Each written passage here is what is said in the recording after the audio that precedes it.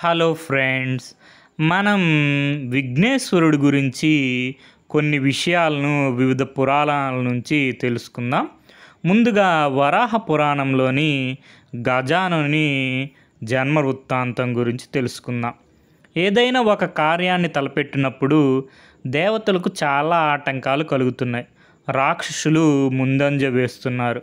దేవతలందరూ కలిసి శివపార్వతుల వద్దకు పోయి ఆటంకాలు తొలగడానికి మార్గం తెలియజేయమని ప్రార్థించారు. శివుడు పరిష్కార మార్గాన్ని ఆలోచించసాగాడు. పంచభూతాలలో భూమి, నీరు, అగ్ని, గాలిలో దేవతలున్నారు. కానీ ఐదవ భూతమైన ఆకాశంలో ఎవరూ లేరు. అలా అనుకుంటూ శివుడు బిగ్గరగా నవ్వాడు. ఆ నవ్వు నుండి శివుని పోలిన ఆకారం వెలువడింది. అతడు చాలా బలవంతుడు, అందగాడు. అతన్ని చూస్తూ నిశ్చేష్టురాలై ఉండిపోయింది పార్వతి. అది చూసి శివునికి కొంత కోపం వచ్చింది. సృష్టించబడిన ఆ బాలుణ్ణి గజముఖుడు కమ్మని శివుడు శపించాడు. అతనికి బాణ పొట్ట, పాము యజ్ఞోపవీతంగా ఉంటుందన్నాడు. అయినా శివుడు ఇంకా కోపంగానే ఉన్నాడు. అతని శరీరం మీద ఉన్న వెంట్రుకల నుండి చాలామంది వినాయకులు పుట్టారు. అందరూ ఆ బాలునిలాగే ఉన్నారు. అదే సమయంలో బ్రహ్మ ఆకాశంలో ప్రయాణిస్తూ ఆకాశవాణి రూపంలో శివుణ్ణి పొగిడాడు. తమ సమస్యకు పరిష్కారం దొరికిందని, వినాయకుని యొక్క అనేక రూపాలని పూజిస్తే తప్పకుండా తాము ప్రారంభించే పనులకి ఆటంకాలు ఉండవని, కాబట్టి ఏ పని చేసినా మొదట వినాయకుడిని పూజిస్తామని చెప్పాడు. ఆ మాటలతో శివుడు శాంతించి వినాయకునికి ప్రియమైన మాటలతో బుజ్జగించాడు. ఇది మనకి వరాహ పురాణంలోని వినాయకుని జననం. తర్వాత మనకి శివపురాణంలో చూసుకుంటే మనకి కుమారస్వామి, తర్వాత వినాయక స్వామి భూమిని ప్రదక్షిణం చేయమని ఒక పోటీ జరుగుతుందన్నమాట. మన వినాయకుడు ఏం చేస్తారు, శివపార్వతుల చుట్టూ ప్రదక్షిణం చేసి భూలోకాన్ని తిరిగి వచ్చితనని చెప్తారన్నమాట.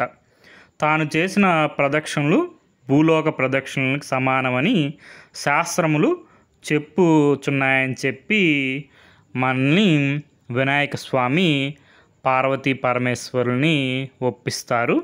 అప్పుడు వినాయక స్వామికి ముందుగా వివాహం జరుగుతుంది. సిద్ధి, బుద్ధి అను కన్యలనిచ్చి వివాహం చేస్తారు. మనకి విఘ్నేశ్వరునికి సిద్ధి వలన క్షేముడు, బుద్ధి వలన లాభుడు అనే కుమారులు జన్మిస్తారు. ఇది మనకి శివపురాణంలో భాగంగా మన వినాయక స్వామికి సిద్ధి, బుద్ధి అని ఇద్దరు భార్యలు ఉంటారు. విఘ్నేశ్వరుడికి సిద్ధి వలన క్షేముడు, అదేవిధంగా బుద్ధి వలన లాభుడు అనే కుమారులు జన్మించారు. తర్వాత బ్రహ్మపురాణంలో భాగంగా విఘ్నేశ్వరుడికి ఏ విధంగా దంతం, మనకి కుడి దంతం విరిగిపోయి ఉంటుంది వినాయక స్వామికి.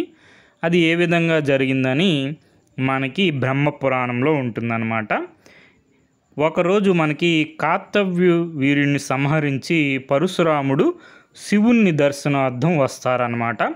ఆ సమయంలో శివపార్వతులు నిద్రిస్తూ శయనం నందు ఉంటారు.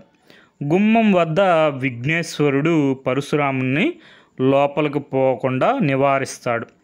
శివుణ్ణి దర్శించుటకు నేను పోచుంటే నువ్వు నన్ను వారిస్తావా అని చెప్పి పరశురాముడు ధిక్కరించెను. వారితో మనకి పరశురాముడికి వినాయక స్వామికి యుద్ధం జరుగుతుంది. అప్పుడు పరశురాముడు తన పరుసు అయినటువంటి గండ్రగొడ్డలతో విఘ్నేశ్వరుని కొడతారనమాట. ఆ దెబ్బకు వినాయకుని యొక్క దంతం ఒకటి విరిగి కింద పడుతుంది. అప్పటి నుండి మనకి విఘ్నేశ్వరుడు ఏకదంతుడు అయ్యాడనమాట. ఆ దంతం పడిన చప్పటికి పార్వతీ పరమేశ్వరులు వస్తారు. వచ్చి పార్వతి విఘ్నేశ్వరుని ఎత్తుకొని పరశురాముపై కోపిస్తుందన్నమాట.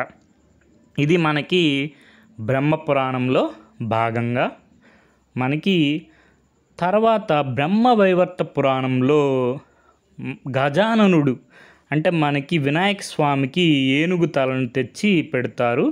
ఆ ఏనుగు ఏ నది తీరం ఉంటుందంటే మనకి పుష్పభద్ర తీరంలో ఉన్న ఏనుగు తలను తెచ్చి విఘ్నేశ్వరుడి కంఠమున మనకి అంటించడం అనేది జరుగుతుంది బ్రహ్మవైవర్త పురాణంలో. అదేవిధంగా మనకి పద్మ పురాణంలో ఉత్తర దిశగా తలపెట్టి పడుకొని ఉన్న ప్రాణితల, అది మనకి ఏనుగు అన్నమాట. అందుకే మనకి విఘ్నేశ్వరుడు గజాననుడుగా ప్రసిద్ధి చెందాడు, గజముఖుడుగా ఉంటారు.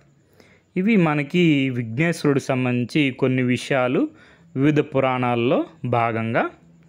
మనకి మూలం శ్రీ వరాహ పురాణం, అదేవిధంగా పూర్వగాథా లహరి వెంకట్రామన్ అండ్ కోవారిది. Okay friends, thank you for watching.